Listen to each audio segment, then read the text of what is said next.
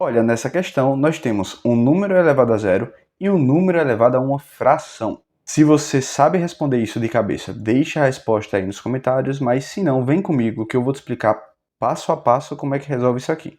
Bem, essa daqui é a nossa questão. 4 elevado a zero menos 8 elevado a 1/3. E de cara, eu já quero dizer para você, qualquer número elevado a zero é igual a 1. Então, o 4 elevado a zero vai ser igual a 1. Do mesmo jeito, se eu tiver 1000 elevado a zero, isso também vai ser igual a 1. Ah, mas de onde vem isso? Isso vem de uma propriedade de potência. De forma resumida, se a gente tem, por exemplo, um número sendo dividido por ele mesmo, isso aqui é igual a 1, beleza? Mas sempre que o número não tem um expoente aqui em cima, não tem um expoente muito evidente, a gente sabe que esse expoente, na verdade, é 1.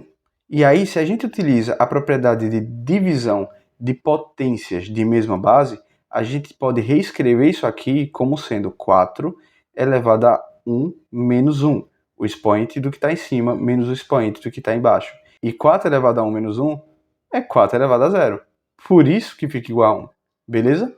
Já podemos reescrever um pouco nossa questão. 4 elevado a 0 é igual a 1 menos esse 8 elevado a 1/3. E aí você me pergunta, o que é essa fração no expoente? Quando a gente tem uma fração no expoente, isso é um jeito de representar uma raiz. Então esse 8 elevado a 1/3, na verdade, ele é uma raiz cúbica do número 8. Como assim? O número 3, que é o denominador dessa fração, ele se torna o índice da raiz. E o número 1, que está aqui em cima, o numerador da fração, ele se torna o expoente do que fica dentro da raiz.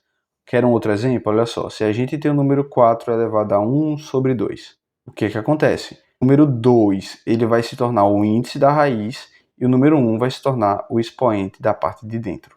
Tudo bem até aqui? Então, esse termo aqui, na verdade, é a raiz cúbica do número 8. Então, nós podemos reescrever nossa questão como sendo 1 menos a raiz cúbica do número 8.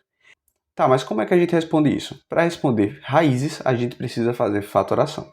E fatorar é dividir um número pelos menores números primos possíveis.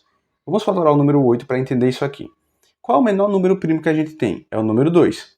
Dá para dividir 8 por 2 e chegar no valor exato? Dá. 8 dividido por 2 dá o número 4. Se a gente fosse dividir por 3, não daria o número exato.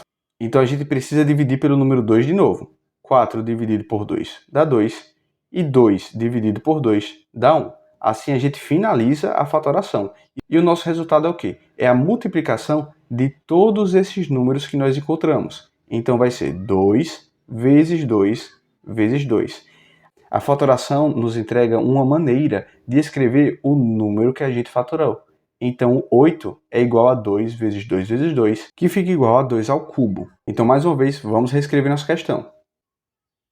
Temos 1 menos a raiz cúbica de 2 ao cubo.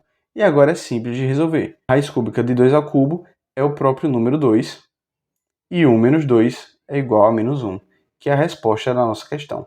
Se você tem alguma dificuldade de entender como isso aqui virou 2, lá na época da escola o professor fala pra gente, né, corta o índice com o expoente, mas na verdade isso é uma maneira de interpretar a fração como potência, porque esse número daqui a gente pode reescrever como sendo 2 elevado a 3 sobre 3, não é mesmo? O número que está aqui dentro, no expoente, ele vira numerador, e o índice da raiz se transforma no denominador. Daí, se a gente simplifica a fração que está nessa potência, 3 dividido por 3 dá 1. Percebeu? Bem, essa só foi uma explicação a mais. Espero que esse vídeo tenha te ajudado. Lembre de se inscrever aqui no canal e eu te vejo no próximo. Até mais!